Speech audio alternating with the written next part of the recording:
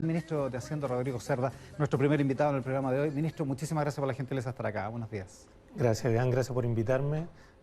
Déjame solamente decirle que yo creo que somos más o menos de la misma edad y me ha tocado seguirlo durante mucho tiempo, sobre todo en la radio. ¿Ya? Estar aquí es una cosa curiosa, ¿verdad? Al tipo que yo he escuchado muchas veces en la Porque radio. me he oído mucho en la radio. Ahora lo estoy entrevistando, así que bueno, un gusto estar aquí. Pues. Un agrado que esté acá. Oiga, ¿usted no es contacto estrecho del ministro del Interior, supongo? No, nosotros nos fuimos contacto estrecho, el ministro justamente en esos momentos andaba en actividades fuera de Santiago, no nos tocó estar a él, pero sí obviamente estamos preocupados por la salud del ministro, esperemos que se recupere lo antes posible. Ojalá. Oiga, partamos por lo que yo comentaba al inicio, esto de que la operación Renta, que es el próximo mes, las devoluciones de impuestos de los que son como 350.000 personas que todavía no devuelven el bono famoso de las 500 lucas del año pasado, se les va a retener la devolución. ¿Cómo va a funcionar eso y qué se espera que ocurra con este proceso? Porque todavía hay plazo para devolver, supongo. Sí, bueno, usted sabe que tuvimos todo un proceso, ¿no es cierto?, inicialmente donde, bueno, se supo que habían personas que han recibido el bono que no deberían haberlo recibido. Y lo primero que se optó es que ellos pudieran voluntariamente devolver ese bono. Y hubo una cantidad de gente importante que lo hizo, pero todavía hay otras personas que no lo han hecho. Entonces, como parte del proceso que viene ahora de renta, ¿no es cierto?, donde obviamente pagamos impuestos, pero también hay gente que se le devuelve bastante impuestos, parte de esas personas que no han hecho todavía el trámite, bueno, una de las cosas que va a ocurrir es que se les va a retener lo que corresponde. Nosotros creemos que eso es muy importante, sobre todo para la fe pública, porque efectivamente nosotros tratamos de entregar bonos, ¿no es cierto?, y que lleguen a las personas que realmente deben llegar. Y bueno, si a algunas no les llegaron, nosotros lo que tenemos que tratar de hacer es corregir eso. Eso es parte de lo que estamos haciendo en este caso. Hay un número de personas que efectivamente lo hizo bien, digamos, a pesar de que aparecían en un primer momento como recibiendo irregularmente, pero que tenían una licencia médica que no estaba contada, o que, en fin, que tenían unos bonos en julio que en realidad no correspondían, sino que correspondían a otro mes, que por lo tanto sí tenían derecho, digamos. Claro, ¿Todavía hay posibilidad de aclararlo o no? Bueno, eso puede ser parte del proceso que vamos a tener en la operación Renta. Efectivamente, yo creo siempre las personas tienen derecho a aclarar su punto de vista. Impuesto Interno tiene que escucharlo, pero también las personas que no correspondían es importante que devuelvan, sobre todo porque ahora, como usted dijo, nosotros como gobierno estamos impulsando un nuevo bono clase media, del que me imagino vamos a hablar en unos minutos más, pero para empezar bien con ese proceso, obviamente también tenemos que cerrar bien el proceso anterior. Hablemos del bono de clase media que presentó el jueves el gobierno. Primero, ¿por qué tiene que ser un proyecto de ley? ¿Por qué no entra dentro de estas posibilidades y flexibilidades que quedaron aprobadas en la ley de presupuesto? Entonces, permítame, Iván, antes de contestarle directamente a su pregunta, dar un poquito de contexto. ¿Ya? A mí me tocó ingresar al ministerio a finales de enero y de alguna forma tuvimos febrero para prepararnos y preocuparnos de la situación que vamos a tener ahora en marzo. Nosotros nos damos cuenta, tal como usted lo decía al principio, que hay una cantidad importante de población todavía en fase 2 y algunos en fase 1, ¿no es cierto? Y eso significa que eso obviamente tiene un impacto también sobre la economía y sobre la posibilidad que tienen estas personas de tener ingresos laborales. Y nosotros como gobierno lo que hemos tratado de hacer entonces es de alguna forma anticiparnos y hemos preparado una batería de propuestas. ¿Ya? La primera batería de propuestas fue que nosotros dijimos que el ingreso familiar de emergencia, que estaba en ley de presupuesto, pero estaba en ley de presupuesto sobre todo para enero y febrero, se iba a extender para los meses de marzo y abril. ¿Ya? Es una primera cosa que lo que queríamos decirle es a las familias sobre todo más vulnerables, nosotros como gobierno estamos preocupados y vamos a estar al lado de usted. Eso es lo primero, pero nos damos cuenta que ese es un grupo. Hay otros grupos que también tenemos que preocuparnos. Lo otro que hicimos fue que indicamos hace unos días atrás que íbamos a ir con un proyecto de pensiones al Congreso que lo que hacía también era poner nuevos beneficios. Y ahí, ¿qué es lo que estamos tratando de hacer? Subir las pensiones, sobre todo para la clase media, y por lo tanto estamos apuntando a otro grupo, que es el grupo de los jubilados y los pensionados. Y adicionalmente, hace una semana atrás, justamente el domingo pasado, anunciamos con el presidente de la República que se van a mejorar los subsidios al empleo. ¿Para qué? Para que las empresas puedan emplear más personas, ¿no es cierto?, y tengan mayores subsidios. Y ahora, hace unos días atrás, lo que hemos anunciado con el presidente y con la ministra de Desarrollo Social es que vamos a ir también con este bono clase media al Congreso. Esto también es importante porque obviamente no estaban cubiertos en las medidas anteriores este grupo clase media. Y tampoco estaba previsto en la ley de presupuesto, por eso se necesita un proyecto de ley. Efectivamente, el IFE sí estaba previsto, el bono clase media no. Pero por lo tanto, como tenemos que ir al Congreso, ahora lo que más nos preocupa es que obviamente vamos a ir con nuestro proyecto, vamos a conversar, ¿no es cierto? Pero ojalá lo saquemos lo más rápido posible. Y eso es importante sacarlo rápido porque la gente está esperando, obviamente, estas ayudas en este momento. Y es un bono que en principio es de 400.000 pesos para gente que en enero y febrero tuvo una disminución de un 30% en sus ingresos. O sea, eso es lo grueso, ¿no? En lo grueso sí, pero hay un detalle bastante importante. ¿Qué sería? Nos dimos cuenta que sobre todo las personas que tienen actividades que a veces tienen una parte formal de ingresos, pero otra parte muy informal, como estamos pensando transportistas colectivos, ¿no es cierto? Estamos pensando garzones, etcétera. Para esas personas era muy difícil justificar una caída de ingresos. Ya. Entonces lo que hicimos en este Claro, porque tienen un sueldo mínimo y propinas, por ejemplo, los garzones. Exactamente, y la pregunta es cómo ellos van a justificar eso. Claro. Entonces lo que dijimos, ok, para ese grupo, que era un grupo que no estaba considerado antes, lo que vamos a hacer ahora es que todas las personas que tengan ingresos entre 325.000 pesos aproximados y 400.000 pesos, ¿ya? No considerando los ingresos informales, no considerando propinas, ese tipo de cosas, esas personas no se les va a solicitar la caída de ingresos, sino que van a tener derecho a postular por estar en ese tramo, digamos. Por estar en ese tramo. Ya. Entonces también en ese sentido estamos tratando de llegar a esa población que antes no estaba considerada y ahora sí lo está. Oiga, el ex ministro de Economía, Hugo Lavados, le publicaron una carta hoy día en el Mercurio, que Hugo Lavados no es precisamente bolchevique, y dice que critica esto porque una familia con ingresos de 1,2 millones que cae a 900.000, o sea, con 300.000 pesos menos, queda fuera de esto. Y es una caída importante. Entonces, la pregunta es, primero, ¿por qué tiene que ser tan enredado esto? ¿Por qué no de una sola vez para todo el mundo, para todos los que estén en un determinado tramo de ingresos y universal?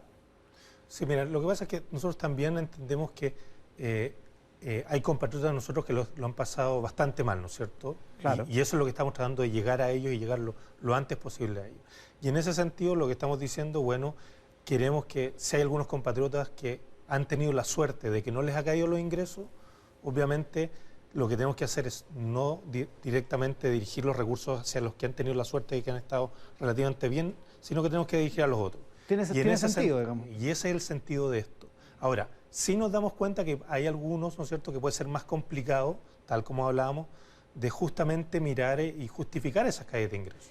Y por eso que estamos hablando de este tramo especial. Ahora, de acuerdo, nosotros siempre estamos... Pero en el ejemplo que pone Hugo Lavados, sí, mira, nosotros... son 300 lucas menos en un sueldo de 1,2 millones. Sí, nosotros siempre estamos disponibles a conversar y a mejorar lo que haya que mejorar. Estamos disponibles para eso y eso lo hacemos en el Congreso.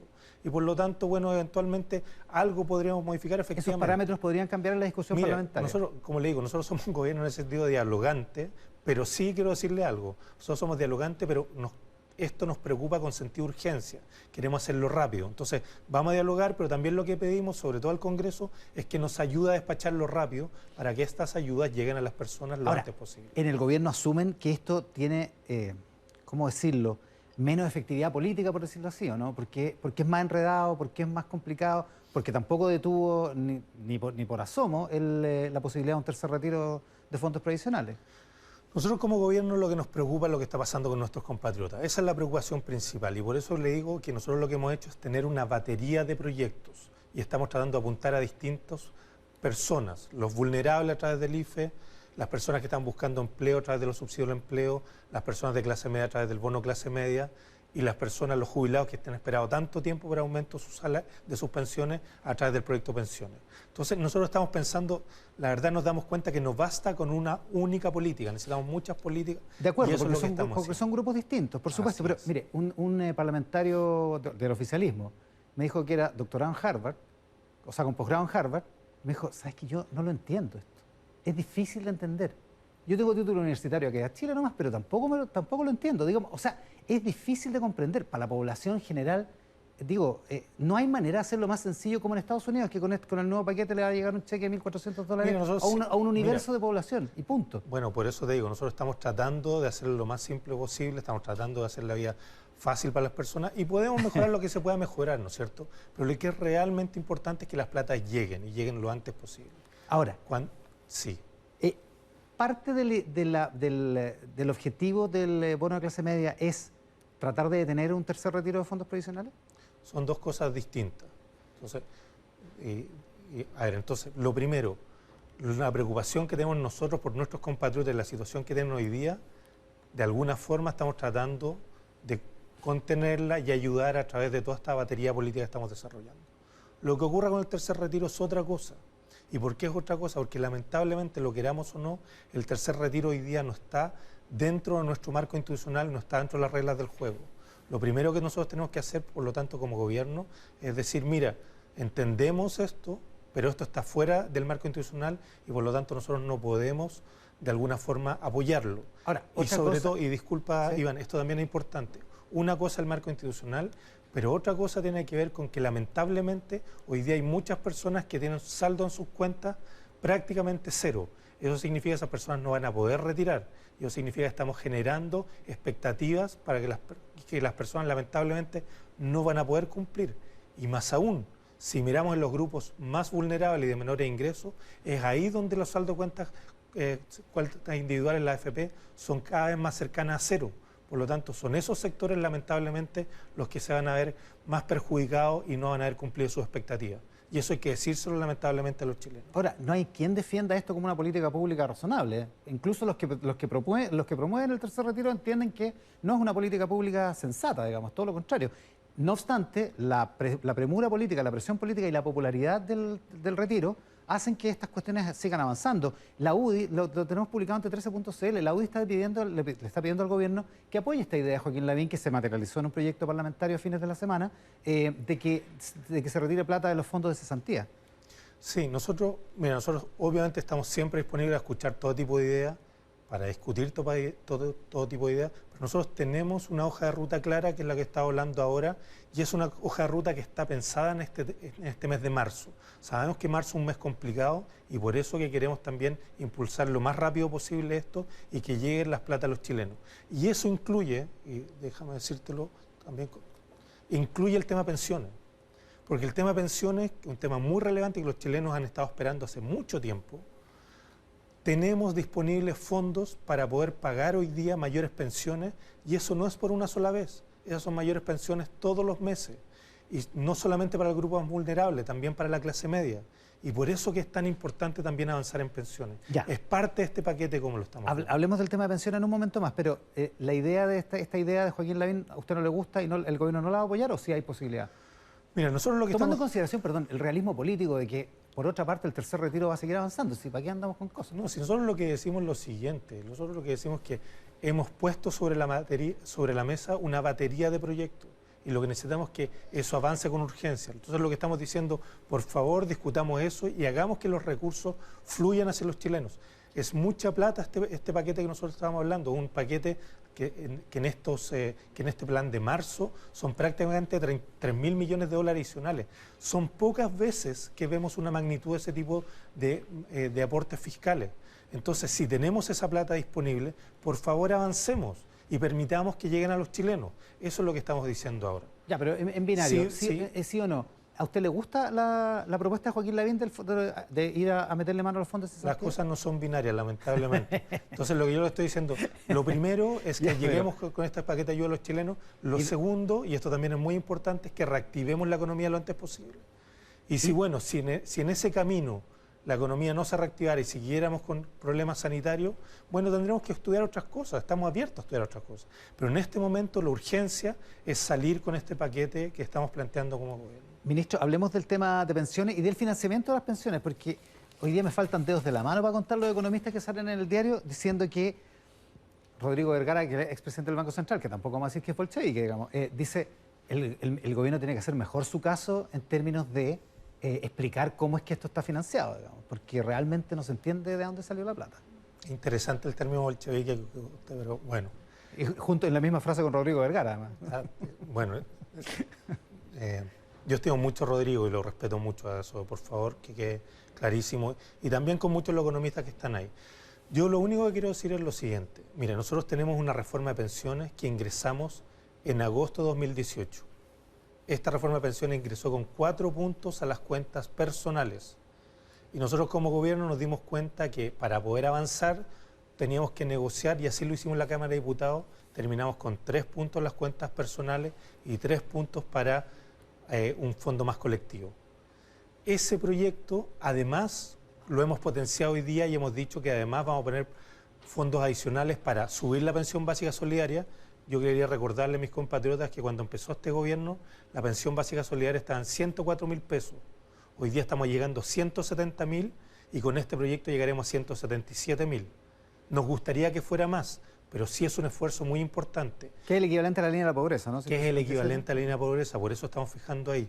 Y además estamos llegando prácticamente al 80% de los más vulnerables. Ese 80% es prácticamente, estamos muy cerca de tener una pensión prácticamente universal.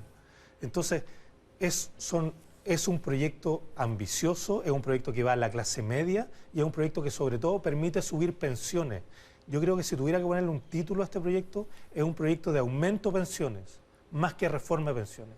Y como estamos hablando de un proyecto de aumento de pensiones, nosotros necesitamos, de alguna forma, ponernos de acuerdo en el Congreso. Yo creo que tenemos distintas visiones en el Congreso, lo entiendo, la oposición tiene una, nosotros tenemos otra, está bien, está perfecto, puede ser legítima cada una de las dos, pero lo que tenemos que decirles es que, dada la magnitud que estamos pensando de recursos fiscales para subir las pensiones, tenemos que ponernos de acuerdo y hacerlo con sentido de urgencia.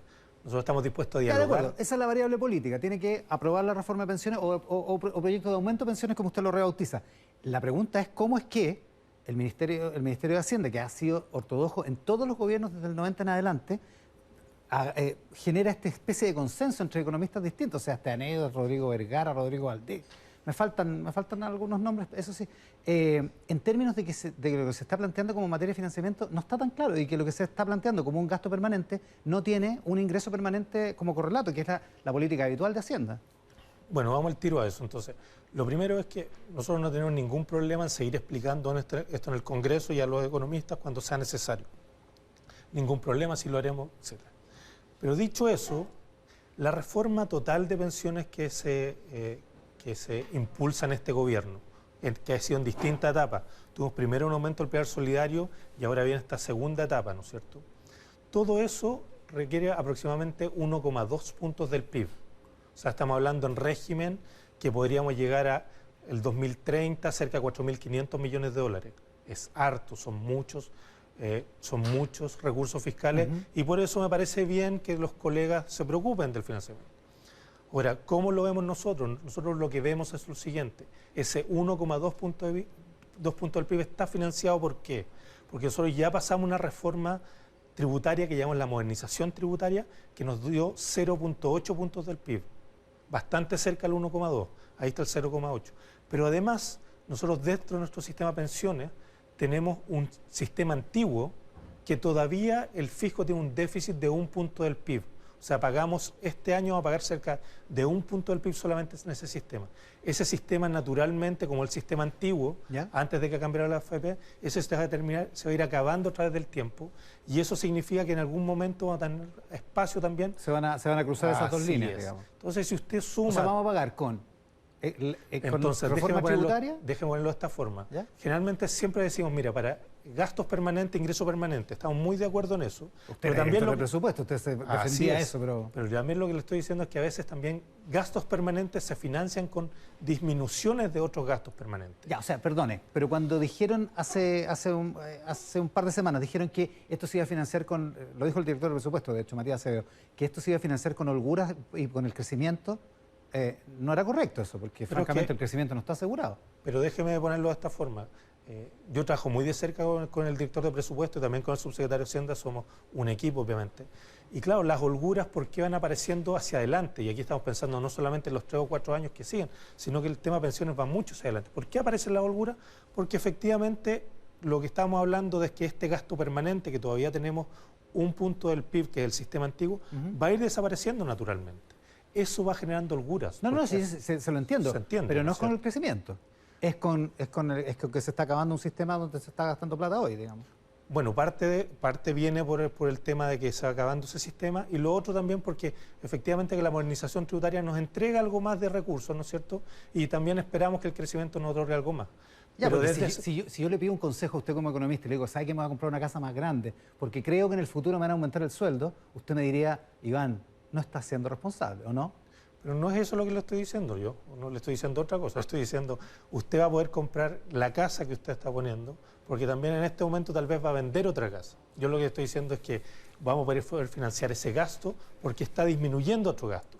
Y adicionalmente, ya pasamos esta modernización tributaria y es interesante entender esto de la modernización tributaria, porque nosotros cuando la pasamos iba en paralelo el proyecto de pensiones, estaba pensado así.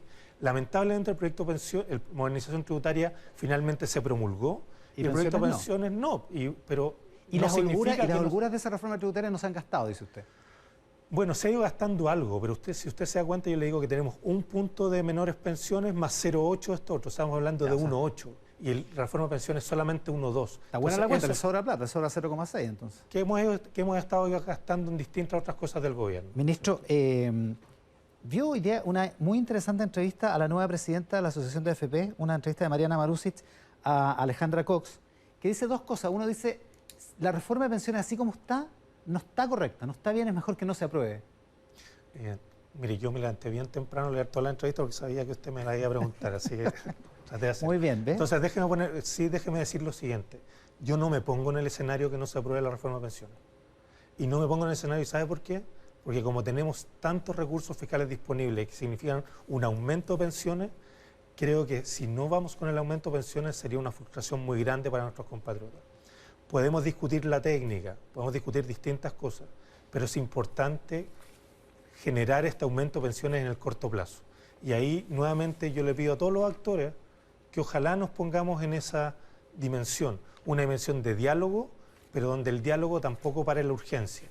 Y eso significa que discutamos rápido, pero ocupemos, ¿no es cierto?, estas disponibilidades presupuestarias para subir las pensiones de la clase media lo antes posible. ¿Ese va a ser el argumento con la oposición? ¿Que las pensiones aumenten al tiro? Nosotros tenemos mucho diálogo con la oposición. Por lo tanto, si la oposición rechaza, ¿que pague el costo por eso? Nosotros no queremos, aquí no lo veamos desde un punto de vista político, por favor. Veámoslo desde el punto de vista... si esto en el Congreso pero veámoslo desde el punto de vista de nuestros compatriotas que están esperando hace rato un aumento de pensiones.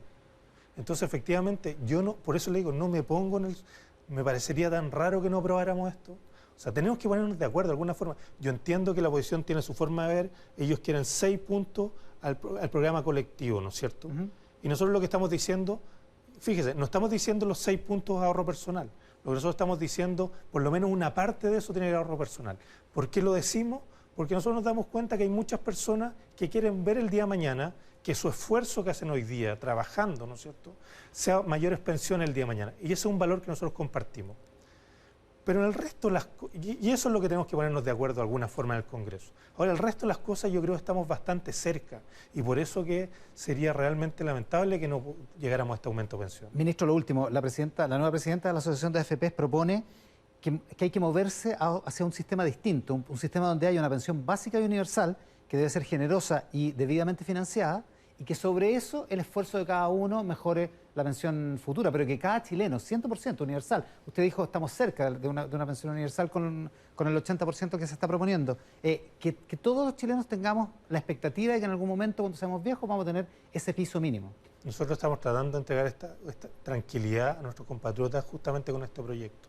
Cuando vamos al 80% más vulnerable, estamos cubriendo prácticamente 2 millones de pensionados. El total de pensionados es un poco más de eso, de estar por 2.200.000 por ahí. Estamos muy cerca. Y además de eso, el piso que teníamos, que era la pensión básica solidaria, que era 104.000 pesos cuando nosotros asumimos como gobierno, hoy día ya la podemos llevar a 177.000. O sea, ¿podríamos pensar en algo como esto? ¿En algo como está proponiendo la verdad Alejandra Cox? Estamos muy cerca y ojalá, ¿no es cierto?, otros gobiernos tal vez el día de mañana puedan llevarlo totalmente a la universalidad, pero estamos ahí, estamos tan cerca que uno dice, bueno, tenemos que avanzar en esto. Si lamentablemente, por eso que yo no me pongo jamás en el caso que no lo aprobemos. Yo entiendo que a veces en el Congreso peleamos, ¿no es cierto?, etcétera, pero yo creo que más allá de eso, tanto la oposición como el gobierno, nosotros estamos todos sintonizados en subir las pensiones. Y eso es lo que espero que ocurra en los próximos meses, lo antes posible. El ministro de Hacienda, Rodrigo Cerda, esta mañana en Mesa Central. Ministro, muchísimas gracias por la gentileza de venir para acá. Gracias por invitarme. Muy buenos días. Nosotros nos falta en Mesa Central esta mañana el presidente de la República hablando en la promulgación de esta reforma constitucional que permite la elección del próximo mes en 2 días, sábado 10 y domingo 11 de abril. Escuchamos al presidente. y van a quedar bajo la custodia de las Fuerzas Armadas.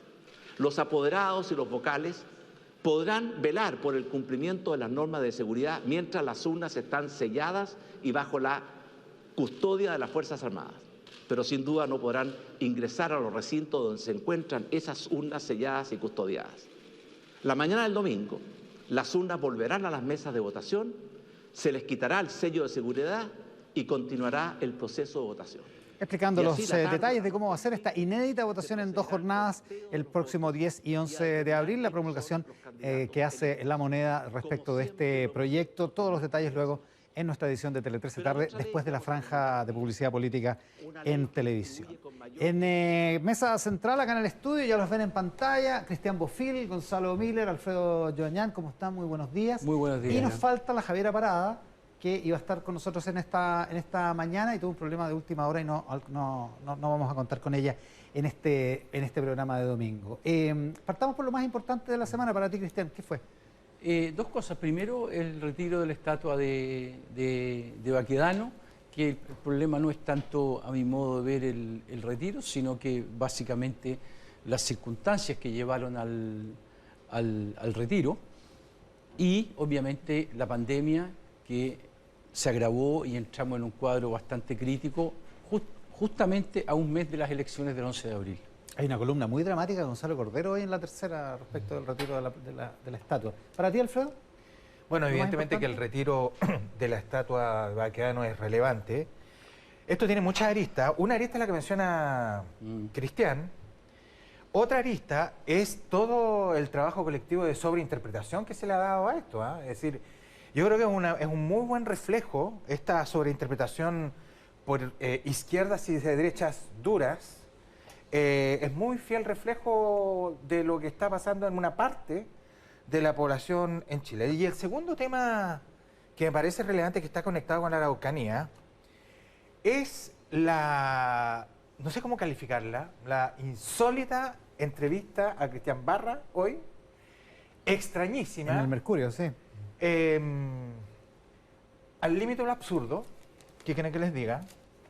En donde finalmente emite un juicio sobre los militares que no obedecen y dice una frase que ya realmente de verdad me cuesta calibrar y todavía no he digerido esta entrevista completamente, así, por eso que estoy tan titubeante, pero termina diciendo de que los militares no hacen lo que uno quisiera hacer, básicamente lo que uno quisiera que hicieran.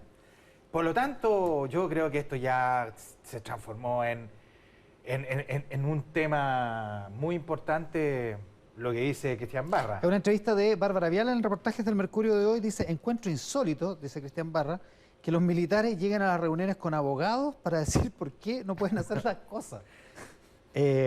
Claro, y dice además que enfrentamos grupos de carácter guerrillero muy preparados y muy armados, básicamente. Así es. Vaya. Gonzalo Miller, para ti lo más importante, ya vamos a comentar todas estas cosas, por supuesto. Sí, claro. Yo creo que se nos va conectando. Hay una pedagogía de la violencia que se ha venido instalando en Chile. Un capítulo está en la estatua, ¿no es cierto?, de Manuel Baquedano y la obligación de retirarla, ¿no?, por los daños y por lo que significa, pero con toda la carga simbólica de derrota frente a la violencia que tiene. Pero no es el único caso. O sea, cuando estamos mirando en general en nuestra sociedad, la violencia se ha ido instalando pedagógicamente como un mecanismo de acceder al poder o de acceder a la política, de acceder a bienes. Y esa pedagogía ha encontrado a las fuerzas con vocación democrática divididas. Y por lo tanto, ha adquirido, siendo minoritaria, es verdad, siendo muchas veces marginal, ha adquirido una fuerza que no le corresponde electoralmente, que no le corresponde socialmente, pero sí ha obtenido beneficios. Entonces, uno dice, ¿en qué minuto hay un momento en que se dice, ¿sabe qué? Yo creo que este es el momento, además. Estamos a punto de iniciar el ciclo electoral, estamos a 30 días de una elección. De ahí a un proceso constituyente que va a necesitar de diálogo profundo, de que acordemos donde estamos de acuerdo y que avancemos a pesar de la diferencia. Y resulta que ese discurso está en la antípoda de la pedagogía de la violencia, de la derrota del Estado de Derecho o de la derrota incluso de las mismas fuerzas de orden frente al ejercicio de esa violencia. Metamos en el tema de Baquedano. ¿La derrota del Estado de Derecho es parte de la sobreinterpretación? ¿Qué tú dices, Alfredo? ¿Lo que dice Gonzalo? Sí, lo que pasa es que en el contexto de la remoción de la estatua por razones de reparación, aquí se ha dado toda una sobreinterpretación por intelectuales, incluso políticos de derecha y de izquierda, que consideran que están flotando en el espacio, ¿no? Es decir, están completamente, no completamente desconectados de la realidad, pero hay sobreinterpretación, lo que no significa que no tenga algo que ver, pero está muy lejos de agotar el problema. Para el mundo cercano a la protesta social de todos los días viernes, para decirlo así, todo lo que ocurrió con la estatua de Baquedano desde la protesta feminista hasta hoy es algo así como, y esto es sobreinterpretación, es algo así como una especie de impulso profundo desde la memoria colectiva que lleva a agredir al militar, del origen oligárquico, cosas de ese tipo. Vale decir, hay una especie de agresión a una encarnación del orden. A mí me parece una sobreinterpretación que descansa en ideología pura.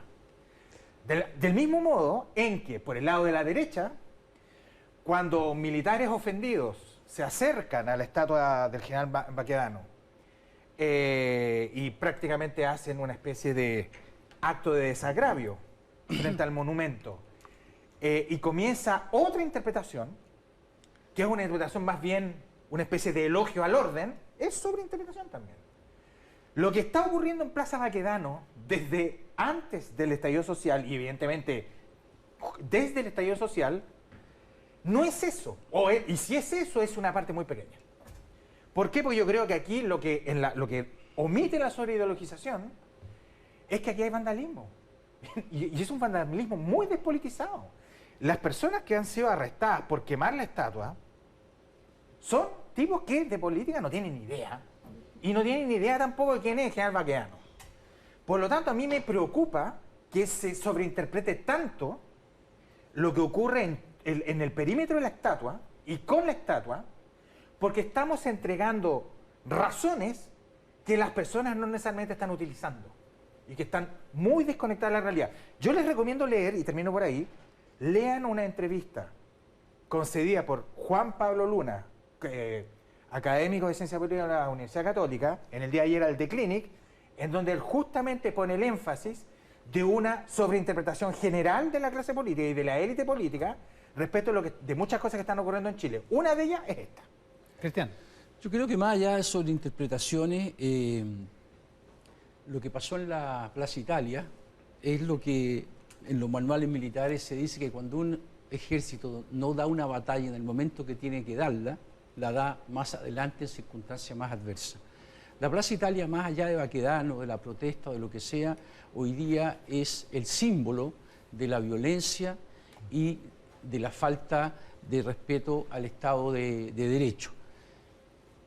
El retiro de la estatua, que fue un retiro básicamente impulsado por este comunicado de los militares, lo que hizo fue poner al desnudo la contradicción que tenía el gobierno. Por un lado decía que sacarla era una rendición simbólica. Yo estoy de acuerdo con las sobreinterpretaciones históricas. Además, la historia siempre se evoca en función de las inquietudes del presente, en función de lo que quieres. Cuando Jadwe dice que Baquedano es un genocida y todo lo demás, lo que está buscando Jadwe es darle un resignificado a la Plaza Italia y poner ahí los símbolos que a él le gustaría que estuvieran. Por lo tanto, a mi modo de ver, eso no tiene mucha importancia. Lo que sí, esto es un gran fracaso del gobierno, porque el gobierno no la quería sacar, pero tampoco la supo proteger. Mantenerlo, claro. Entonces, por lo tanto, ahora yo creo que es interesante también un último punto de lo que dice Alfredo sobre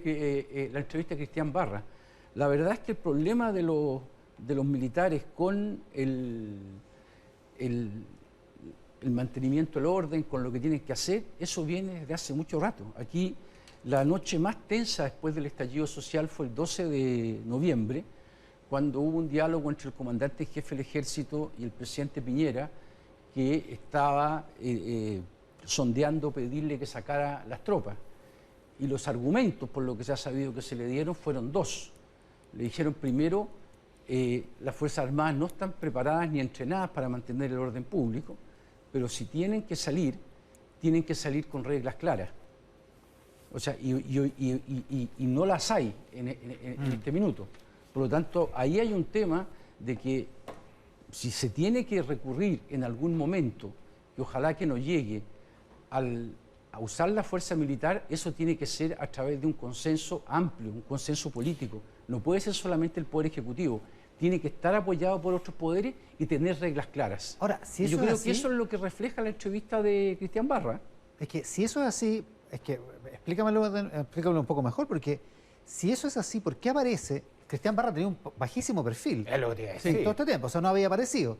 Aparece en el reportaje del Mercurio diciendo que las Fuerzas Armadas poco más o menos que están recurriendo a la guleyada para no hacer su pega, para no hacer la pega que el Ejecutivo le está pidiendo. Eso es lo que yo entiendo de esta entrevista, digamos, ¿no? Estoy muy perdido. Yo entendí lo mismo. Sí, yo creo que esa es la interpretación. No hay que olvidarse una cosa, que O sea, ¿tú piensas que el Ejecutivo piensa efectivamente lo que dice Cristian Barra? es que la yo moneda creo que el piensa eso. Ejecutivo no tiene una política clara al respecto. Porque el Ejecutivo, por un lado, dice que los militares... a propósito, hay un tema bien importante, que ahí hay también fricciones adentro, porque yo tengo entendido que el Ejército está haciendo patrullajes y la Armada no. Y ahí hay un tema, hay sectores... Sí, pero lo que yo creo que está manifestando Cristian Barra es cierta impotencia con el trabajo que está haciendo allá, y por otro lado, lo que le dicen las Fuerzas Armadas, deme las condiciones, que serían básicamente, por lo que uno ha escuchado, que la intervención de las Fuerzas Armadas tiene que ser con apoyo político amplio y con reglas muy claras. Normas legales, por eso menciona a los abogados. Claro, pero no hay que olvidarse una cosa, que también para el presidente el comunicado fue un comunicado que lo complicó muchísimo. Obvio. Y eso explica que la primera decisión del traslado de la estatua de Baquedano haya sido que el Ejército se encargara, pero después el presidente tomó la decisión de que fuera el Ministerio de Cultura el que se encargara del traslado con apoyo del Ministerio del Interior. Y que fue interpretado, y a mi modo de ver esto no es una sola interpretación, con una cierta incomodidad del presidente de que a través de ese comunicado se generaron las condiciones para cambiar la estatua. Gonzalo Miller está calladito. Sí, estaba mirando, porque estaban justamente las imágenes de la estatua, yo me pregunto, ¿qué es lo que la saca de ahí? ¿Ya? Y para no sobreinterpretar, uno lo que tiene que hacer es no jugar intenciones. Ni la intención del que ejerce la violencia, ni la intención del que toma la decisión de retirarla. Yo creo que ahí está lo que hemos visto. Y es la violencia la que la saca de ahí. O sea, ¿qué duda hay? ¿Qué duda hay que es la violencia sistemática es la que termina sacando a la estatua del general Baquedano de su lugar? Si eso era un objetivo político, no buscar una reminiscencia histórica, buscar reescribir la historia o no, es parte de jugar las intenciones, es parte de ver a qué están convocados. Ahora, cuando uno dice es un grupo pequeño, yo estoy de acuerdo con Alfredo, es un grupo marginal y pequeño, pero no menos relevante. ¿Por qué? Porque ha logrado cosas importantes, desde su óptica, ¿no? Ha logrado hacer retroceder al Estado de Derecho respecto de, en este lugar, de la Plaza Italia. Porque no es solo la figura del general Baquedano en su estatua, es Plaza Italia como zona de sacrificio completa. Es cosa de hablar con los vecinos. Claro, la estatua del símbolo de eso. Y mirar lo que pasa en Las Tarrias, mirar lo que pasa en los distintos departamentos, en la pérdida de valor. Entonces, cuando uno dice, mira, que esto es vandalismo, delincuencia, hay, sin duda, pero como en todo fenómeno social complejo, no es determinante el vandalismo de delincuencia. Lo que es determinante, sobre todo cuando vemos la agresión hacia la estatua de Baquedano, ahí no es vandalismo de delincuencia. Ahí lo que hay es una intencionalidad política. De un grupo minoritario, radicalizado, que ve la violencia como una vía, sí. Yo estoy en desacuerdo. Y en eso, cuando uno mira, recordemos, en el verano, en el febrero nomás. ¿Se acuerdan cuando un furgón policial quedó atrapado en Bellavista? Sí. La persona que lanzó hacia el interior, uno dice, mira, no, es que la delincuencia, el vandalismo, el lumpen... Era un ingeniero. No, era un ingeniero, sin antecedentes. Pero no era político. Y el tipo, pero sí, es que ¿qué es lo político? ¿Lo político formal? No era alguien que estaba militando en un partido formal de la izquierda, no. Pero era una persona que tiene lo que lo mueve a él es lo más político de todo. Él busca a través de la violencia generar un cambio. A ver. Eso es lo que está haciendo. Alfredo.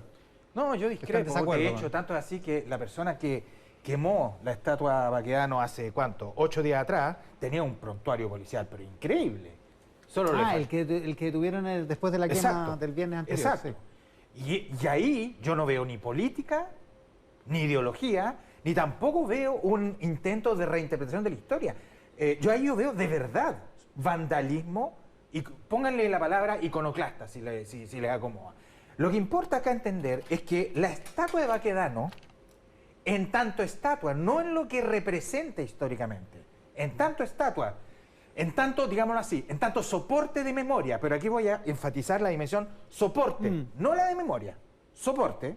En cuanto a símbolo material, por exacto, decirlo así, ¿no? En tanto materialidad, ha permitido una innumerable cantidad de reapropiaciones. Al caballo de Baquedano y a Baquedano mismo, yo lo he visto con falda, lo he visto de payaso, lo he visto pintado de rojo, lo he visto pintado de verde. Es decir, la cantidad de cosas que se le han hecho a ese soporte, no a lo que representa históricamente Baquedano o a la memoria encarnada en Baquedano. No estoy hablando de eso. Solo del soporte es lo que a mí me permite decir que la sobreinterpretación es desmedida. Cristian Bofill. Yo estoy de acuerdo de que fue la violencia la que lo sacó de ahí, pero yo creo que la pregunta de fondo es ¿por qué la violencia tuvo la capacidad de sacarlo de ahí? Si estamos hablando, como dice Alfredo, de un grupo pequeño de vándalos despolitizados, ¿por qué la clase política terminó cediendo? No, porque aquí hay dos responsabilidades importantes. Una es del gobierno, sí, que no supo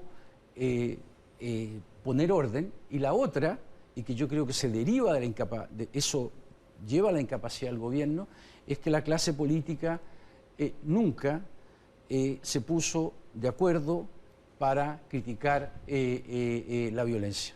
O sea, la violencia, si ustedes ven básicamente lo que ha pasado del estallido hacia acá, ha sido más bien esporádica, las condenas a la violencia, hay mucho susto de confrontarse con los violentos, y no digo confrontarse en el sentido simplemente de reprimirlo, yo lo digo simplemente que hay gente que cree que va a pagar costos políticos muy fuertes, y gente que yo conozco y que todos nosotros conocemos y que está claramente en contra del vandalismo, estaría claramente dispuesta a algún tipo de acuerdo para quitarle piso social y piso político a la violencia, pero se omite porque prefiere que este sea un problema del gobierno, que este sea un problema de otro, y no asume su responsabilidad en lo que está pasando. Oye, vamos a ir al corte. Seguimos en esto y en otros temas de la actualidad política, en el análisis de hoy de Cristian Bofill, de Gonzalo Miller y de Alfredo Yoñán. Les recuerdo que está por la pantalla del 13 en simultáneo con Tele 13 Radio. Estamos haciendo Mesa Central domingo. Conversamos de actualidad y política esta mañana con Cristian Bofill, con Gonzalo Miller y con Alfredo Yoñán. Javier Parada no está en el panel de hoy, pero va a estar en los próximos días con nosotros. Estaba promulgándose en La Moneda, por el gobierno más bien, no físicamente en el Palacio de la Moneda, la reforma constitucional que permite que esta inédita elección de 2 días, el próximo mes. ¿Cómo ven el asunto y cuáles son las principales consideraciones a tener? Alfredo Yoñán, tú que estás en el Consejo Directivo del Servicio Electoral. Bueno, el presidente, por lo poco que escuché, empezó a adelantar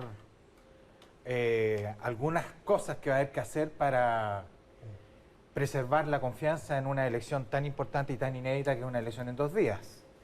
Y buena parte de esa confianza se va a jugar en un protocolo que Cervel está construyendo, un protocolo muy detallado, que va incluso a abarcar hasta el sellado de las ventanas. Y no solamente de las urnas, de los votos, el sellado de las ventanas, de las puertas donde van a estar guardadas, depositadas las cajas. Es decir, tiene que haber de verdad yo creo que tiene que haber un protocolo muy estricto y muy detallado para que este mal que está invadiendo a las sociedades modernas y especialmente a Chile, que es la desconfianza, no se propague y comience a dañar el proceso eleccionario. Al revés, si no hubiese habido elección en 2 días, yo le firmo desde ya que el griterío hubiese sido gigantesco por las colas, los atochamientos, la lentitud del proceso. Pero no en fin, todo esto para decir que yo creo que fue una buena decisión. ¿No son las colas? No son las colas, porque lo conversamos en febrero y en febrero estábamos con un optimismo respecto del proceso de vacunación y la pandemia, pero hoy día estamos con estos en el país prácticamente en cuarentena total, con una alza muy fuerte de casos y de fallecimientos. Bueno, eso también iba a incidir, inobjetablemente iba a incidir sobre la participación. Y entonces era Y yo creo que sí, hay una cosa positiva, pero también hay una negativa en la reforma que se aprobó. A ver. ¿Cuál es la positiva? Que haya 2 días y que haya mayor facilidad, que tenga un componente sanitario muy importante en su protocolo y de garantizar, ¿no es cierto?, la confianza en la elección. Esos son los dos. Todo eso yo creo que es positivo y va a ser recibido positivamente por la ciudadanía. Pero, ¿cuál es el componente negativo? Se aprovechó esta reforma para solucionar el caso puntual de 2 candidatos que tenían fallo en contrario por parte del Tricel. Entonces, aquí es un caso clásico, más allá de lo jurídico incluso. Esto jurídicamente es muy complejo, por no decir grave. Sí, porque el Congreso termina enmendándole la plana a un tribunal de la Sí, República. así es. Eso es lo que pasó. Pero la señal política es aún peor. Había 2 políticos en problemas y en menos de una semana se solucionaba el problema. Hubo acuerdo. Acuerdo más transversal imposible. El mismo Congreso, a la misma hora, trata de debatir cómo aumentar las pensiones, cómo subir las pensiones, ni imposible que haya acuerdo. Cada uno en su trinchera, no se avanza ni medio metro. Entonces dice, en algo que es inédito, porque digo yo que es mucho más grave. Nosotros, en nuestra tradición política, los últimos 30, 40, 50 años, el avance social iba de la mano de nuestra capacidad económica, de lo que éramos capaces de ir haciendo. Y por eso la gradualidad implementada durante gobierno tras gobierno, incluso de distinto color. Pero hoy día, yo tengo mi edad, escuchar al ministro de Hacienda aquí decir, los recursos están disponibles desde el año pasado. Hace un año que están los recursos disponibles para pagar mejores pensiones. ¿Por qué no se pagan mejores pensiones? Porque no hay acuerdo entre la política. Entonces, cuando hablamos de legitimidad, confianza, vemos bien lo de la urna, sellemos todo, protejamos todo, pero no aprobar una reforma a pensiones, teniendo los recursos para mejorar las pensiones, eso sí golpea bajo la línea de flotación a la política. Cristian Bofill. Yo estoy de acuerdo que es la peor de las señales, que cuando se trata de resolver sus problemas son muy expeditos y los resuelven y no los otros problemas del país. Ahora, a mí me da la impresión de que la elección, sea en 2 días o en un día, va a ser en 2 días, tiene 2 problemas que no se han hablado lo suficiente. Uno, yo creo que es el nivel de abstención. Nosotros vamos a ver la elección en el momento muy crítico de la pandemia, muy crítico. O sea, los números están muy malos y tienden a empeorar. Y lo segundo, ojo, la última elección que hicimos fue en octubre, para el plebiscito, donde la situación de la pandemia estaba relativamente tranquila. Sí, la curva iba a la baja. La elección era la elección que tenía más expectativas, tal vez desde la elección del 89, y la tasa de abstención no dejó de ser alta. Y lo segundo, yo creo que se están creando expectativas respecto a los resultados, y eso lo conversábamos un poco con Alfredo antes de entrar al estudio, de que se están creando expectativas muy fuertes respecto de la victoria de ciertos sectores que no la van a tener, y yo creo que eso puede crear ciertas frustraciones que tienen un peligro, claro, un peligro de que haya sectores que intenten desconocer los resultados. Y cuando digo desconocer los resultados, no estoy hablando de decir que lo que se dijo esa noche es falso, sino que es deslegitimar los resultados, cuestionando la legitimidad de la Convención Constituyente. Yo creo que ya hay grupos, y que no son grupos menores, que están diciendo que la Convención Constituyente tiene que ser rodeada, que esto no puede ser una cocina, que hay que cambiar ciertas reglas del juego. Yo le pondría harta atención a eso, porque puede ser un problema muy grave. Alfredo Ñuñoa. Sí, aquí es importante acá separar la votación en 2 días, que fue un proyecto de ley distinto al proyecto de ley al cual menciona Gonzalo, que consistió en rescatar a 2 candidatos que habían sido... Sí, pasaron juntos. O sea, fue la misma reforma y la segunda fue una indicación parlamentaria. Alfredo, 2 que sabemos. Lo que se supo fue el acuerdo de Claudio Castro y de esta persona de la UDI. Por debajo hubo muchos otros acuerdos que no se conocen todavía. Ya, está bien, eso ya no lo sé yo. Pero no es la misma votación, son 2 votaciones separadas. Si estuviesen enredadas en una sola, créanme que esta cuestión no estaríamos hablando de otra cosa. Sí, son 2 votaciones separadas. 2 votaciones de un mismo acuerdo. Sí, pero es la misma reforma no, pero no es la constitucional. misma reforma. Es importante establecer la diferencia. ¿Ah? Lo segundo, respecto a lo que dice audazmente Cristian, que va a haber un aumento en el abstencionismo, yo no creo, fíjate. Yo creo que va a pasar al revés. ¿Saben por qué? El grupo que más se retiró del plebiscito es el grupo que históricamente vota más en las elecciones en Chile, que es el grupo 60 años y más, que es el famoso grupo de riesgo en condiciones de pandemia. Pues bien, ese grupo, para el 11 de abril, ya va a estar vacunado y con las 2 dosis.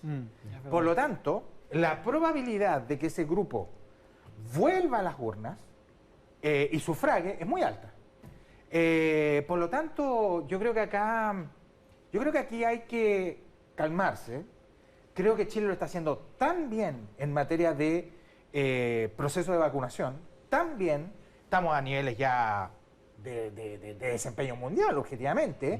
Valoremos eso y esto debiese tener una incidencia positiva en el proceso eleccionario del 10 y el 11 de abril.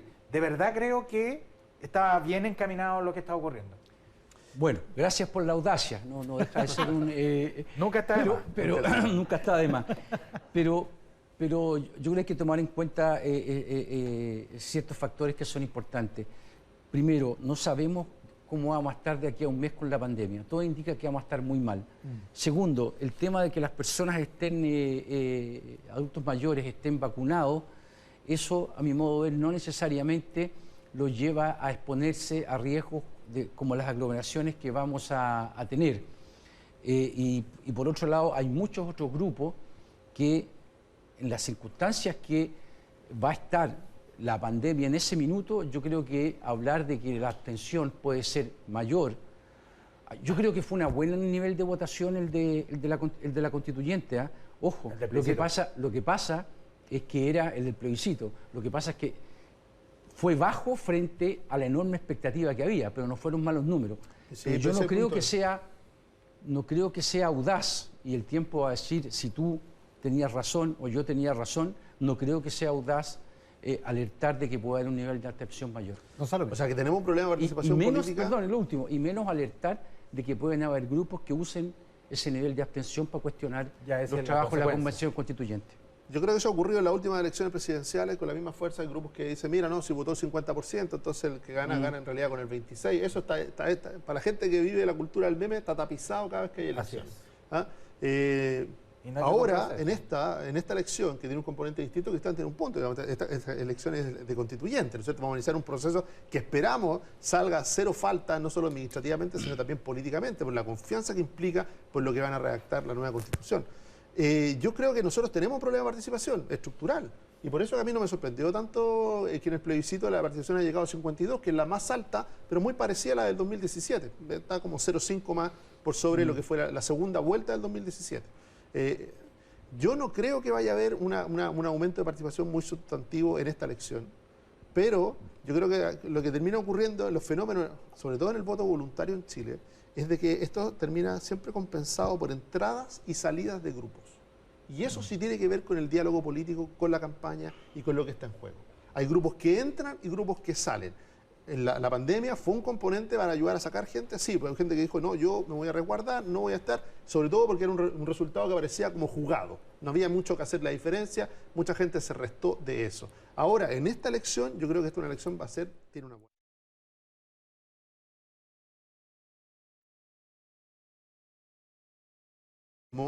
Por lo mismo, va a ayudar a que haya entrada de nuevos electores, yo no tengo duda. Ahora, ¿qué grupos van a salir? Quizás algunos que consideran que ya era suficiente la causa mayor, haber votado porque cambiara la Constitución, y no quieren entrar en esto de tener que elegir a quienes... La disquisición es la cosa más pequeña. Votaron por algo y les cuesta mucho votar por alguien.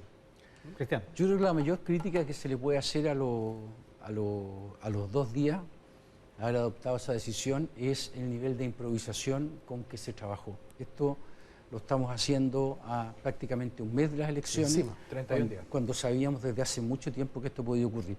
Pero quiero ir a otra cosa. Todo el mundo sabe, todos los especialistas saben que Chile tiene 2 problemas para mejorar la representatividad de los políticos. que está en el corazón de la actual crisis. Uno es el voto voluntario. El voto voluntario, a quien tú le preguntes, te vas a dar cuenta de que eso lo que hace es inhibir la participación y por lo tanto hacer menos representativo a las personas que se eligen. El otro es el actual sistema electoral que tiende a la fragmentación. Son problemas que todas las personas, los especialistas que uno consulta, te lo vienen diciendo hace mucho rato. Estamos hace más de un año en esta discusión. ¿Por qué no se resuelve ese problema? Y yo creo que no se resuelve ese problema por las mismas razones que a Claudio Castro lo salvan muy rápidamente y en otros temas no se ve ese interés, esa agilidad, esa velocidad y esa premura por solucionar los problemas. Porque yo creo que el actual sistema electoral y el voto voluntario le conviene a los incumbentes, le conviene a los partidos como está. Yo creo que ese es un tema que también va a incidir en los resultados de las elecciones y una mala mezcla. repito, mi temor es justamente que eso acarrea agua al molino a los que quieren deslegitimar los resultados. Vamos a ver lo que va a pasar en estos 4 domingos que quedan para las elecciones del 10 y 11 de abril. Lo vamos a seguir comentando, por supuesto, con nuestros columnistas, con Cristian Bofill, con Gonzalo Miller y con Alfredo Joñar. Les agradezco mucho que hayan estado con nosotros esta mañana. Que tengan un estupendo domingo. Constituyente con 4 valientes, que es como decimos siempre, porque realmente hacer campaña en estos tiempos de pandemia y además querer ser parte de los 155 que van a redactar la nueva Constitución requiere muchísima valentía. Si quieren ser constituyente hoy, les presento a Roberto Celedón. Roberto, ¿cómo está? Encantado, muchas gracias por la invitación. Destacado abogado de Derechos Humanos, así que nos conocemos hace harto tiempo. Oye, preséntese usted mismo, por qué distrito y... Muy bien. Efectivamente soy abogado, trabajo mucho en materia de derechos humanos, también en materia de derecho laboral, derecho penal, en distintas ramas. Voy por el distrito 17, que comprende las provincias de Talca y Curicó. Bien grande el distrito. Son 19 comunas. Es algo largo y, como tú bien decías un poquito antes, es muy difícil hacer campaña en una situación de pandemia. Sí, pues. Por ejemplo, Curicó ayer entró en cuarentena. En cuarentena, y varias comunas, digamos. San Rafael también, etc. Es muy difícil. Distrito 17 en la lista de apruebo de dignidad. Apruebo de dignidad, precisamente. Y números, tenemos números nosotros, no sé si ustedes, 39.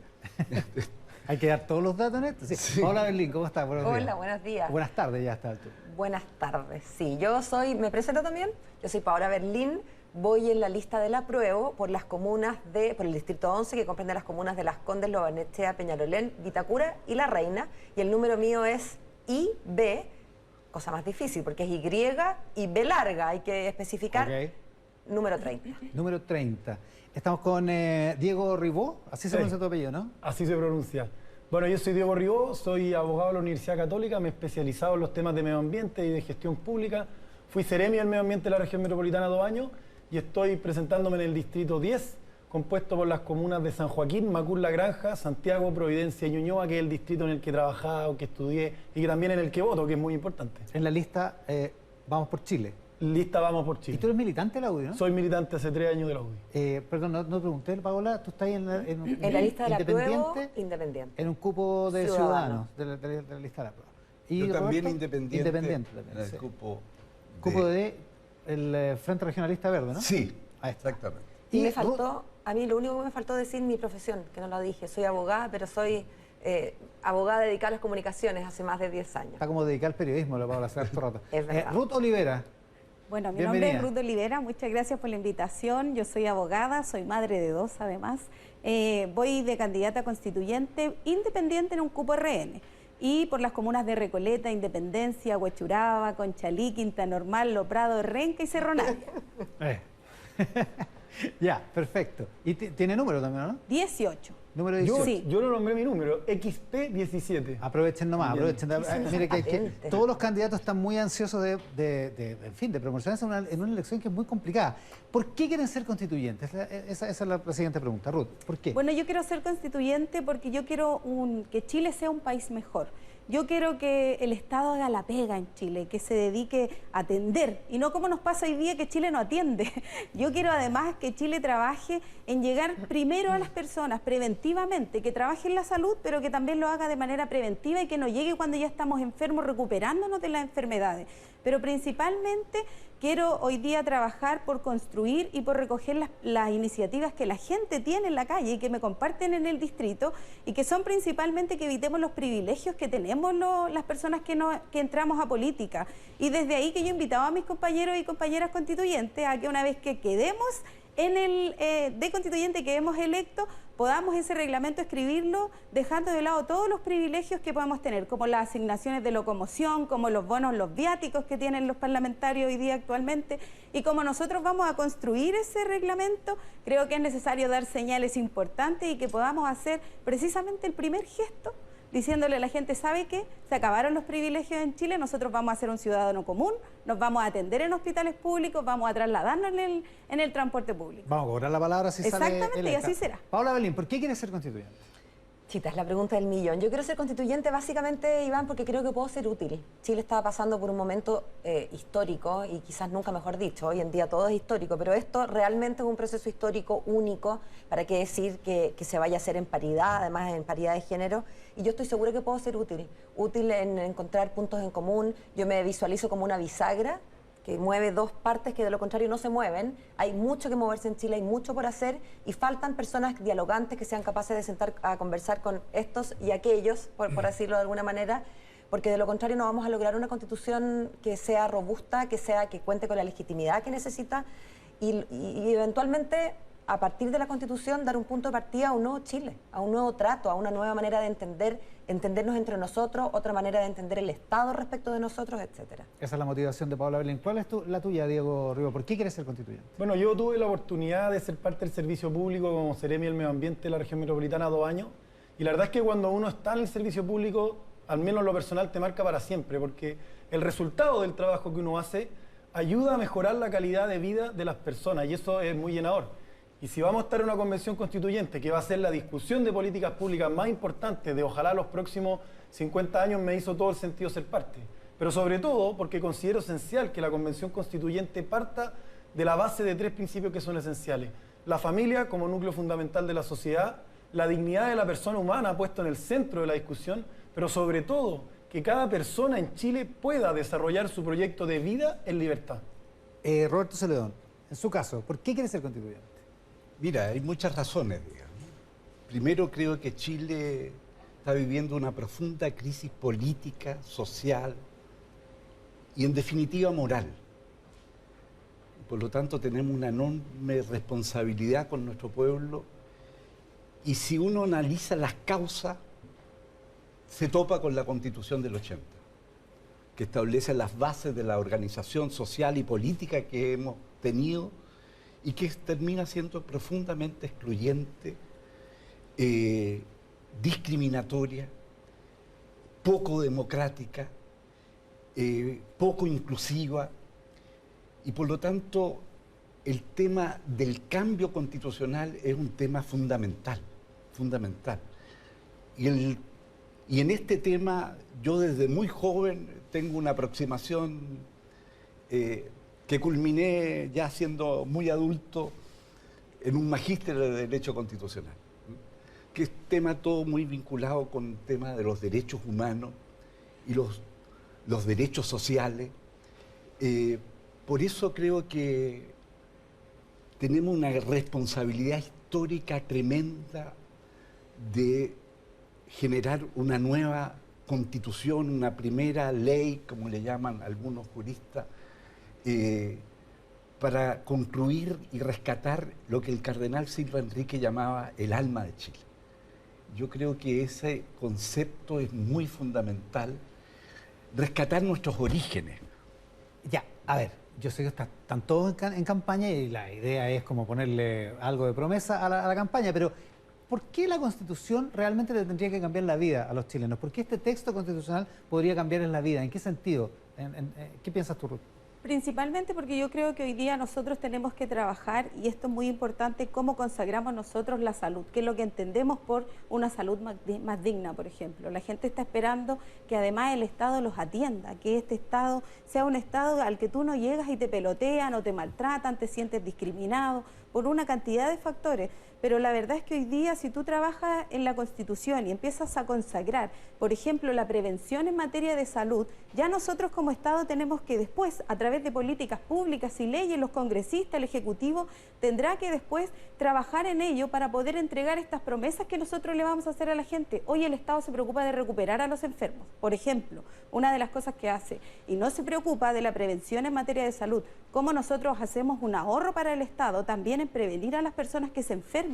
Y esa misma enfermedad no solo puede ser física, sino que también mental. ¿Y eso puede ser plasmado en la Constitución? Eso puede ser plasmado en la Constitución, efectivamente, consagrando como garantía constitucional la prevención en materia de salud. Paola Avelín, tú en tu primera intervención decías, yo quiero ser una bisagra, quiero construir puentes, quiero, en fin, una cuestión que es netamente política, pero en el texto constitucional, ¿cuánto cambia la Constitución la vida a las personas? Es probablemente difícil de asir para las personas que no son especialistas. Yo creo que uno de los mayores desafíos que tenemos nosotros como candidatos es no salir a prometer aquello que no se puede cumplir, sobre todo porque estamos viviendo en un país donde la política está muy desprestigiada, en buena parte por eso.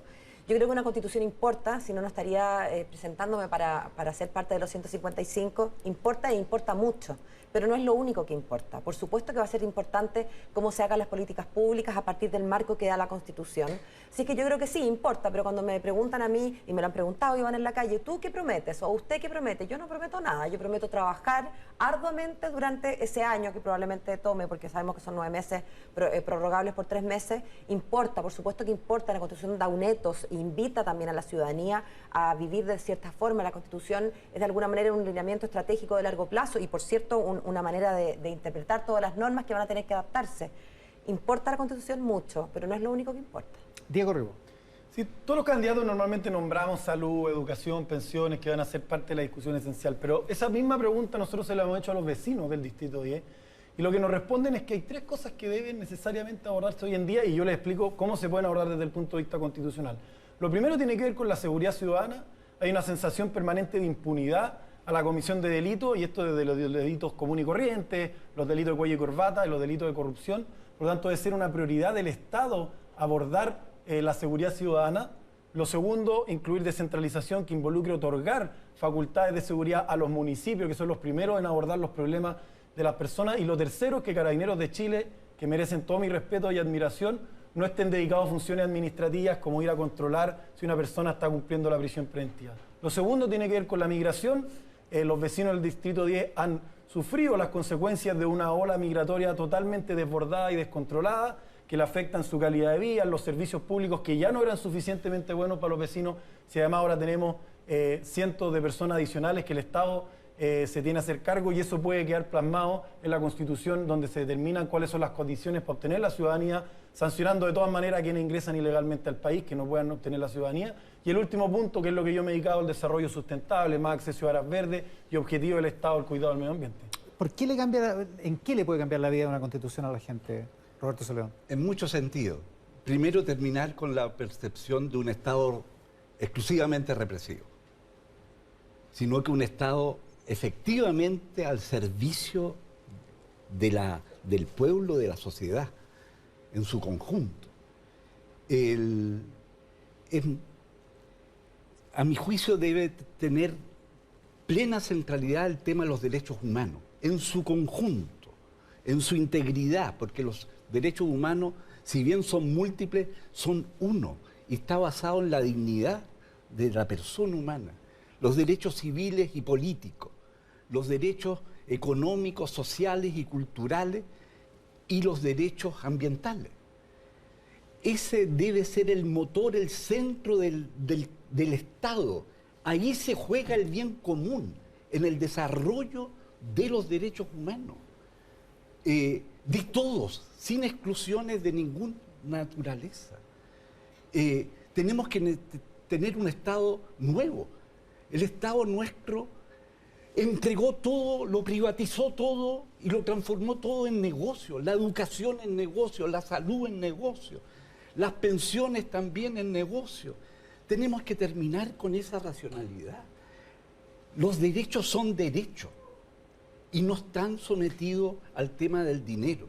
Por eso necesitamos un nuevo Estado, más robusto, más fortalecido. Les propongo que a la vuelta de la pausa a la que nos vamos a ir ahora, hablemos de esos derechos y cuáles son los que deberían estar y no estar, o cuáles deberían estar primero o después en la nueva Constitución. Estamos con Ruth Olivera, con Diego Ribó, con Paola Berlín y con Roberto Celedón en la sección Quiero ser constituyente. No, Quiero ser constituyente, que hoy estamos compartiendo con Roberto Celedón, con Ruth Olivera, con Paola Berlín y con Diego Ribó. Yo les preguntaba por los derechos que tanto se habla que tienen que estar en la Constitución y cuáles son los más fundamentales que otros. Paola Berlín se quedó con ganas de contestarle a Diego Ribó, que planteaba sus tres ejes. Sí, seguridad, migración qué pesada, pero la verdad es que el tema de la seguridad me parece que es como, con todo respeto, Diego, pero me parece que es como el ejemplo paradigmático de la publicidad engañosa, porque, a ver, yo creo que la seguridad es una preocupación fundamental a todo nivel. Eso creo que soslayarlo es hacerse los locos y no corresponde.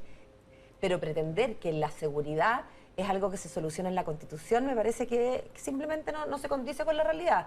La Constitución es un marco mucho más amplio, la seguridad tiene que ver con el gobierno, con el gobierno que sea el que esté gobernando, el Ministerio del Interior, con la organización de las policías, la reforma necesaria, la reforma profunda, digamos, que requieren las policías sin duda, pero yo no podría, me parece, acercarme a la señora que me pregunta en la feria, bueno, ¿y qué pasa con la Constitución, mijita? Y decirle, señora, ¿a usted la han robado? Vote por mí y yo la arreglo. Yo creo que está exagerando un poco lo que yo planteé, por eso dije específicamente cómo se puede abordar la seguridad desde el punto de vista constitucional.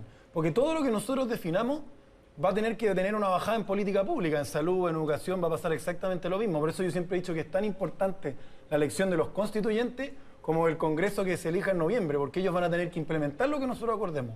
¿Qué se puede abordar en materia de seguridad pública en la Constitución? Y ahí nombré dos cosas. Lo primero, que tenía que ver como ponerlo como una prioridad por parte del Estado, pero lo segundo que es esencial y tiene que ver con el proceso de descentralización. Lo que más nos dicen los alcaldes, hemos estado con Evelyn Matei y con Felipe Alessandri, es que ellos no tienen facultades en materia de seguridad, y otorgarle facultades y recursos a quienes tienen la primera respuesta ante las necesidades de los vecinos en varias cosas, y una de esas, la seguridad, sí puede colaborar a dar una solución. Ahora, ¿es la solución definitiva? Por supuesto que no. Ya, pero ese marco se puede dar en la Constitución. Roberto Celedón decía en el bloque anterior que los derechos humanos son una cuestión muy central y además como una sola cosa, digamos, que no se pueden andar dividiendo. En ese sentido, ¿usted estaría por el matrimonio igualitario, estaría por el aborto libre, para dejar establecido eso como derecho en la Constitución?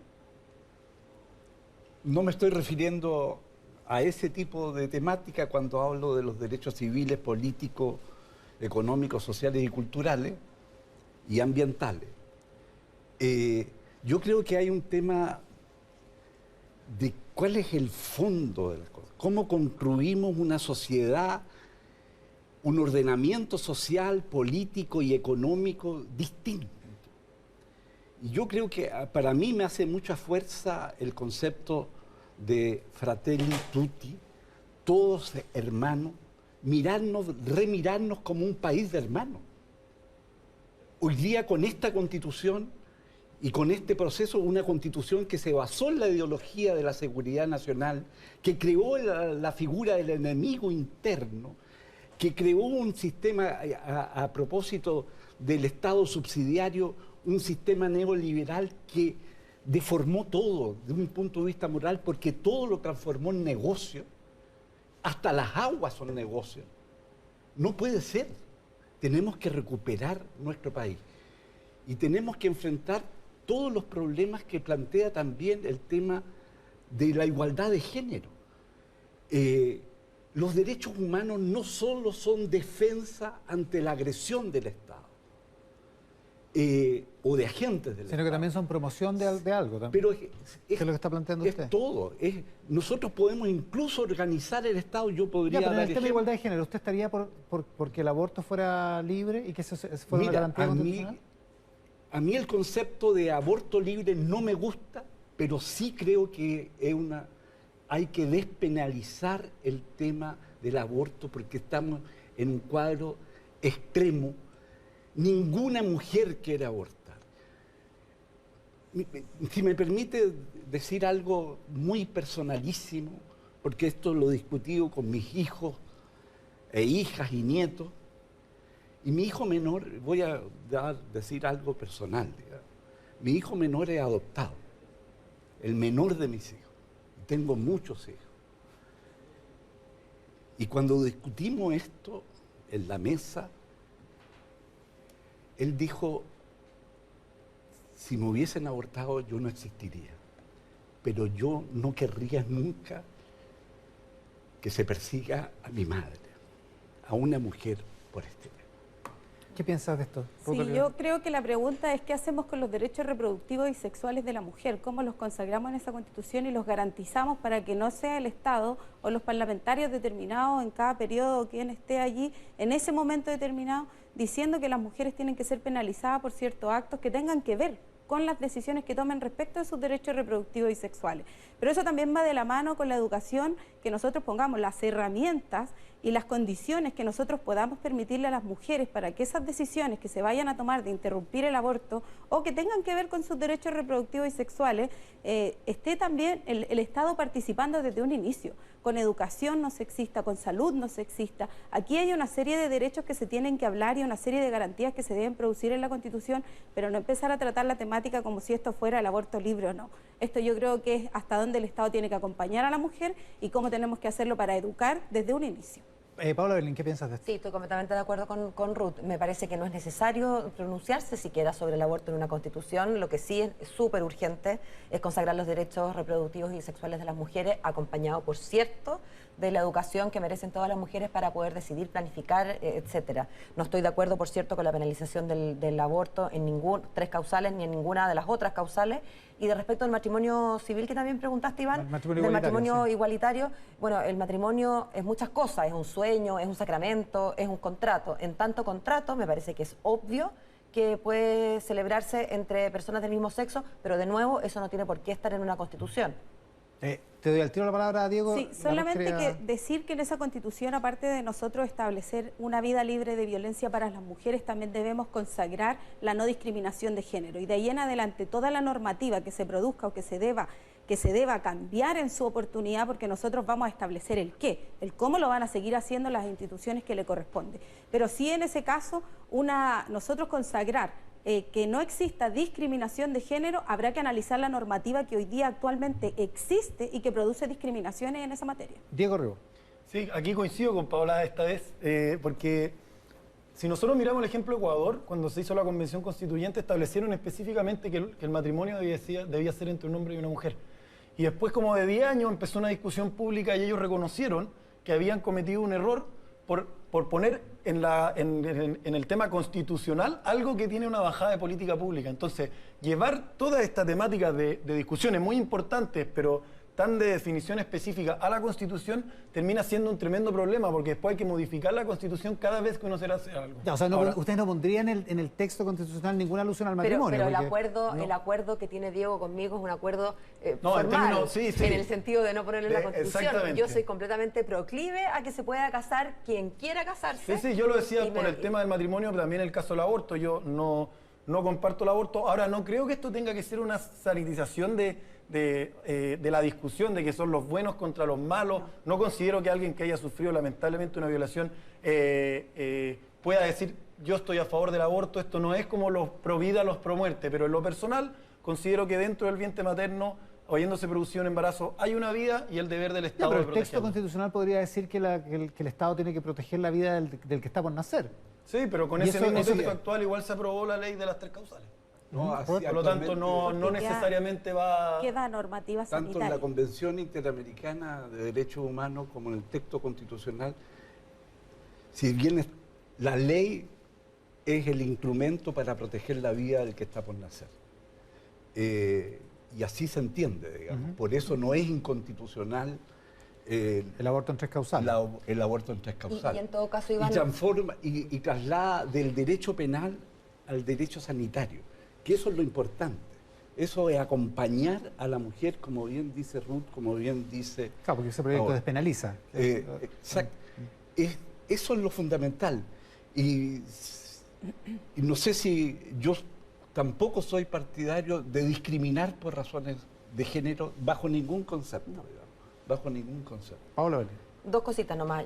Yo creo que a esta altura estamos todos de acuerdo, o casi todos de acuerdo, no creo que nadie se atreva a decirlo en voz alta en estos tiempos, que está a favor de discriminar. Pero creo que eso claramente no ha sido suficiente. De hecho, en la Constitución está consagrada la igualdad entre hombres y mujeres, pero es una declaración más formal que otra cosa. Yo creo que hay que hacer en la Constitución cosas más profundas, como declarar, digamos, la no discriminación contra las mujeres, etcétera.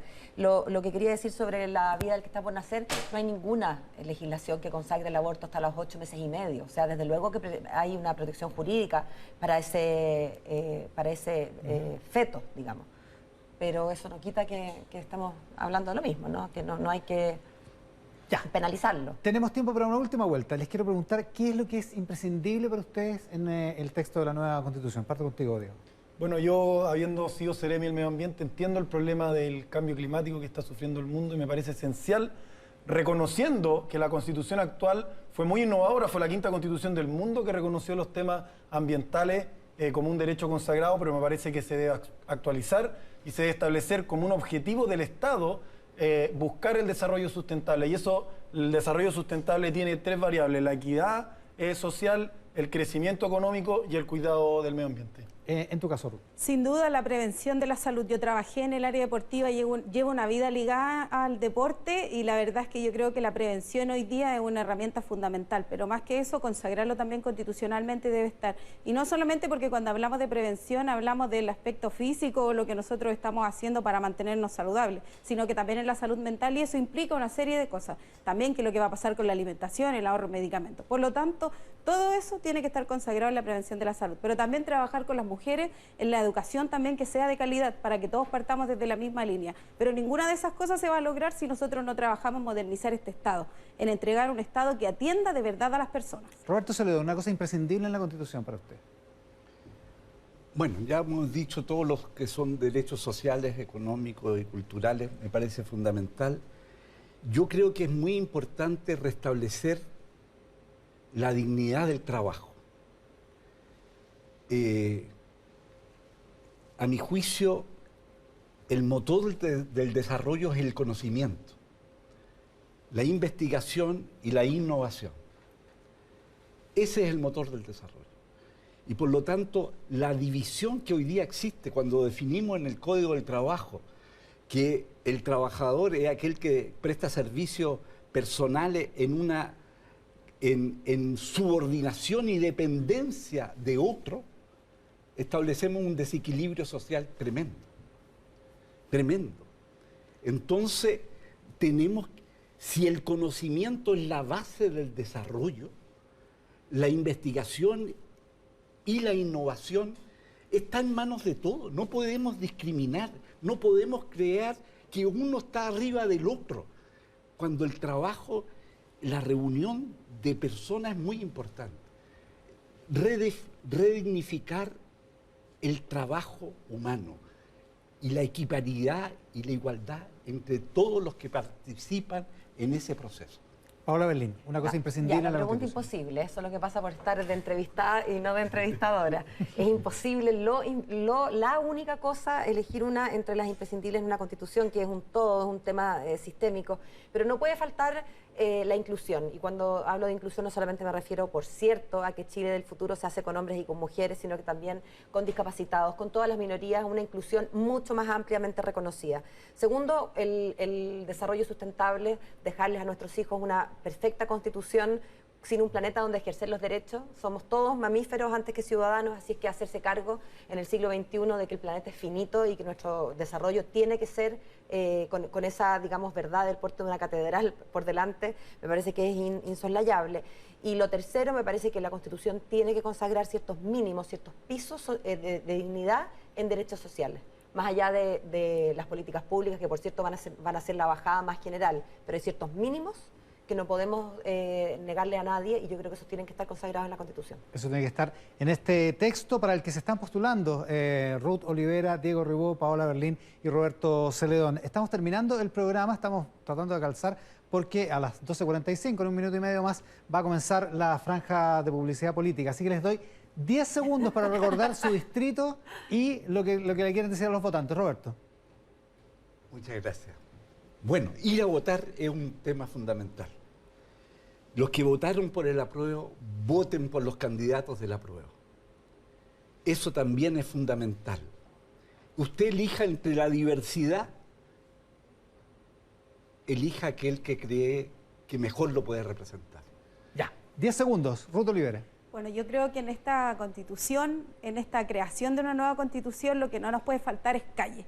Creo que ahí es donde nosotros tenemos que ver y hacer participar a todos los constituyentes. Pero también creo que en esta constitución no tiene que faltar diálogo. Venimos acá para construir. Paola Berlín, 10 segundos. Sí, venimos a construir. Mi llamado es a la gente del Distrito 11, Vitacura, Las Condes, Peñalolén, Lo Barnechea y La Reina, a que voten, principalmente que vayan a votar, que elijan bien a su constituyente, y aquellos que voten por mí no se van a arrepentir. Yo voy a trabajar por un Chile mejor. 10 segundos, Diego Rego. Bueno, yo a los vecinos del Distrito 10 invitarlos a apoyar a las nuevas generaciones, que haya un recambio en la política, es una de las cosas que más nos han pedido, y yo en lo personal tengo los conocimientos jurídicos y los conocimientos de lo que necesitan.